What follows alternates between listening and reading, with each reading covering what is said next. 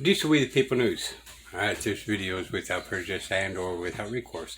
Anything I say or do is not legal advice. Will not be legal advice because I'm not an attorney. That's why it won't be legal advice, y'all. Never look straight forward. Always look around you. Be able to protect yourself by any means necessary. Now, you guys already know how I feel about agencies that Congress created on a couple of my other videos. EPA is one of them, right?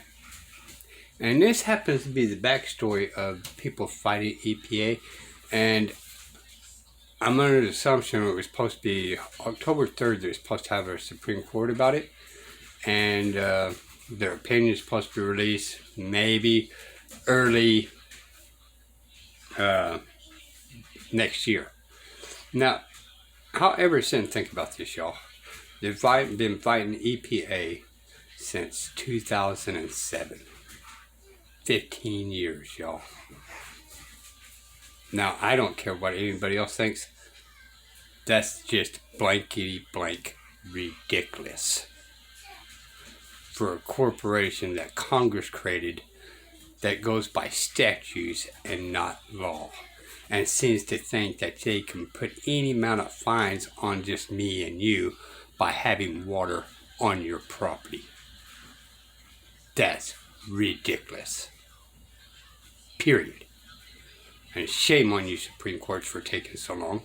And shame on you, EPA, for being such a butt about this. And Congress, shame on you not for taking responsibility for your own stupid actions. Alright, my rant's over. Life and tells you no, you're not going to build there because we say so. Not with any facts. It is their opinion. That is a very tough thing to swallow when you're a taxpayer in this country. The EPA wanted to make a point and say, we have the authority in this country to tell you where you can and cannot build. Until the Supreme Court took up the Sackett's case, every federal court of appeals in this country had ruled against the position that the Sacketts were articulating.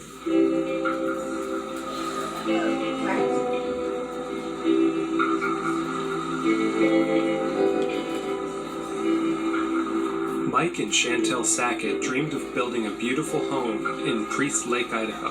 When I was in high school, I was up there camping and fell in love with Priest Lake. I remember coming home, told my mom and dad that I was going to move to Priest Lake, and they just said, "Oh, no, you're not." And I said, yeah, I am. I will figure it out. In the summertime, there's no other place you'd want to be. It is so peaceful and calm, pristine.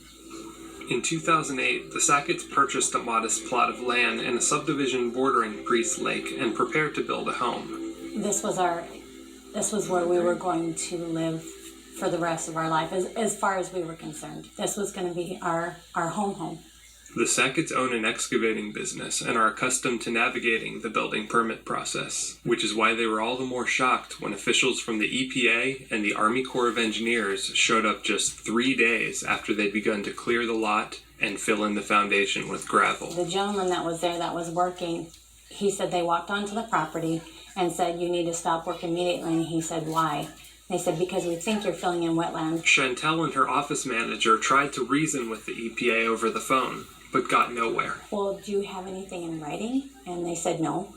"Well, do you have like a stop work order or anything?" And they said no. "Do you have any proof that shows that that lot is in wetlands?" "No, we don't need any.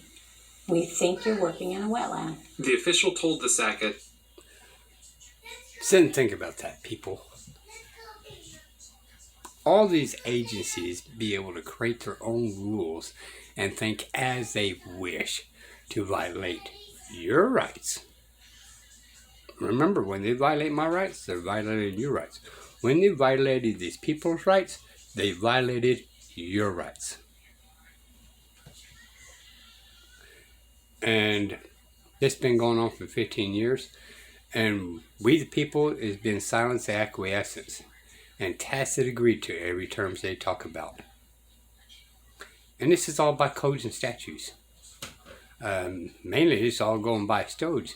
Even the Supreme Court saying is, well, we got to go by the statutes in this case. It's not really a constitutional issue. Really.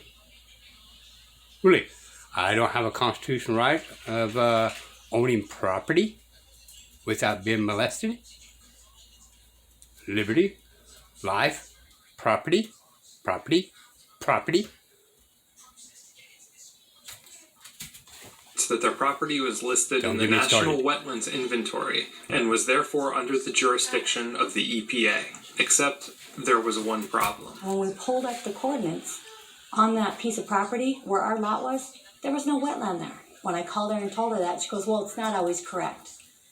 It's a tool we use. And I said, okay, so you're going to stop me from working on our property that we paid for because of a national wetland inventory that isn't always correct. How does that work?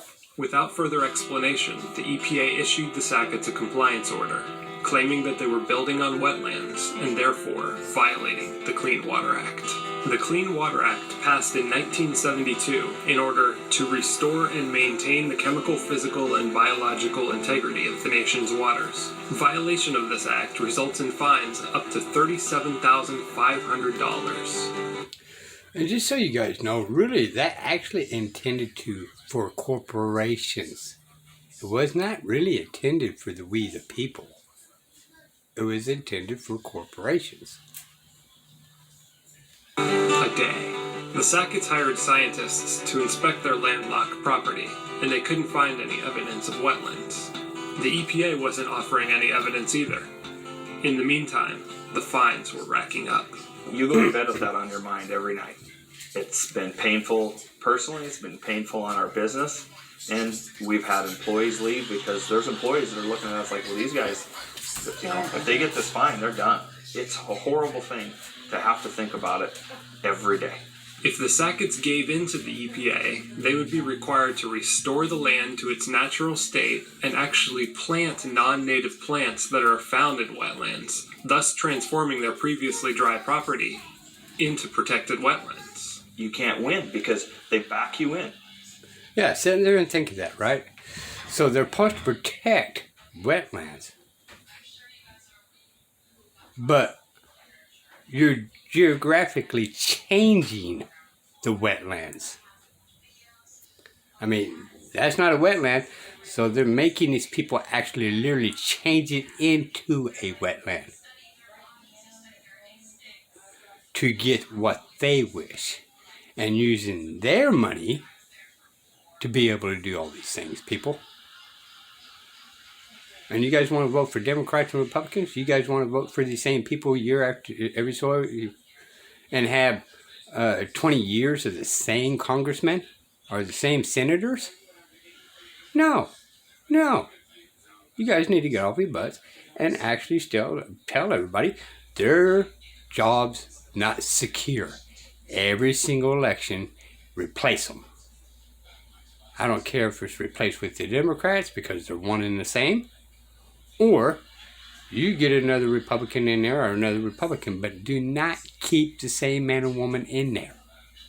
Period. Let them know they can lose their jobs. This is where we've been stuck at. Lifetime appointments for these members in there. Remember, y'all, them having that job is actually a privilege. It's not even a right. It's a privilege to work for you. And yet, somehow or another, they became your bosses with their privileges to violate your rights and make you beneath them. And when you do what they tell you to do, you just made your property a wetland.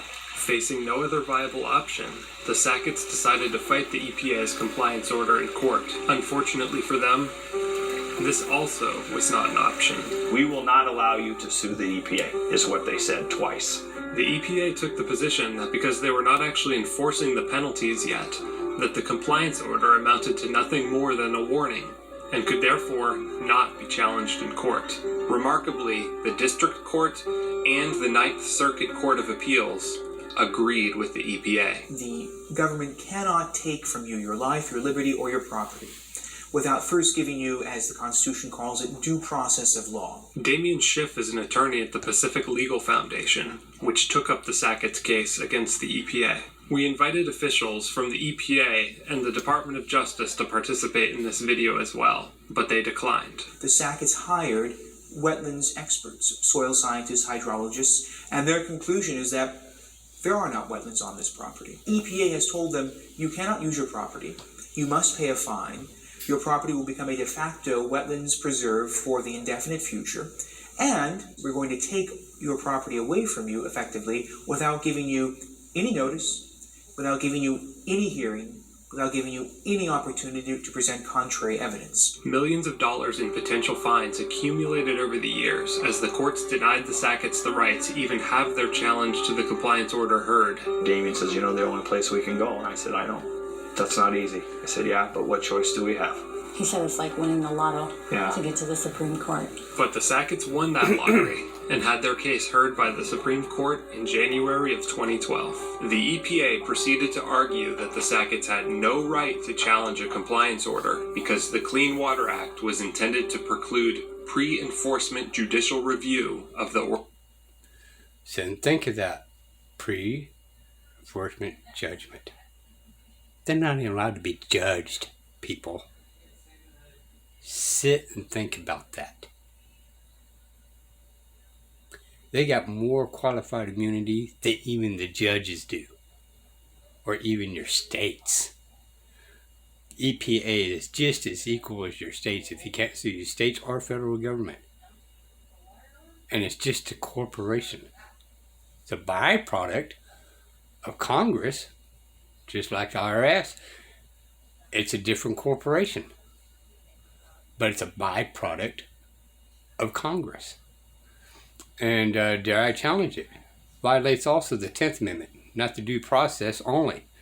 It violates states of saying what they can and cannot do about their land. So that's not what the Constitution was intended, people.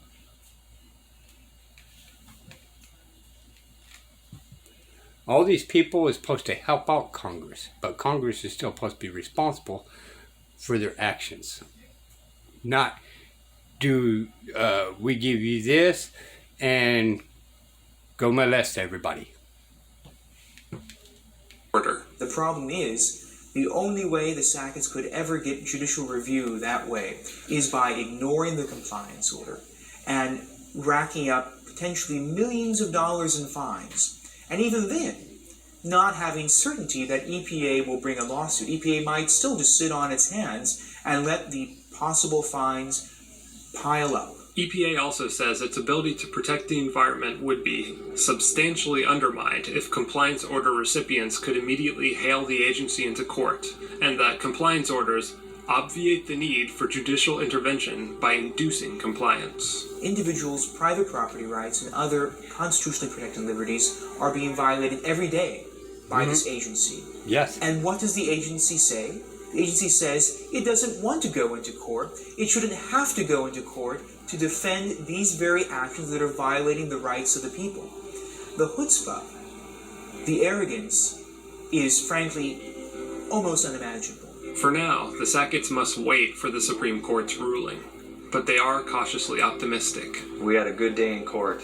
We were both surprised with some of the questions that came from the justices. They were questions that we would have asked. Without the taxpayers in this country, they don't exist.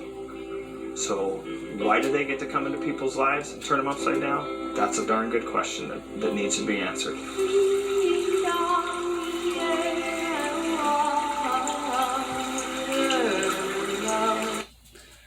There you guys go. So in short, y'all, this is actually extremely a very important case. So I guess we shall see 15 frickin' years later. That's ridiculous. To fight the government takes you 15 years. Ask the Bundys. And they still suffered after winning their case. Over basically a little bit different circumstance, but it was a different agency claiming things that they didn't have no right to claim.